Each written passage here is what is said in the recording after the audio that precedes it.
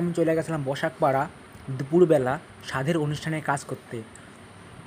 আজকের কাজটি ছিল উৎসব ক্যাটারারের। আমি কাজের জায়গায় গিয়ে পৌঁছে দেখি মেন খাবারগুলো সব রান্না করা হয়ে গেছে, বাকি শুধু রয়েছে স্টার্টারগুলো, মানে ডেবিল, রাধাপল্লবী এইগুলো। এরপরে হবে সালাড কাটা, তারপরেই আমাদের মেন কাজ হবে। আর এটা ছিল আজকের আমাদের মূল কাজের জায়গা। আজকে যে কোনো কারণবশত আমাদের মালিক সত্যজিৎ ব্যানার্জি আমাদেরকে সকলকে খাওয়ালো সিঙ্গাড়া এবং মিষ্টি। আমরা এখন সিঙ্গাড়া এবং মিষ্টি খেয়ে আমাদের লাঞ্চ করে নিচ্ছি বলতে পারো। এরপরে আমরা শুরু করবো আমাদের মেন কাজ।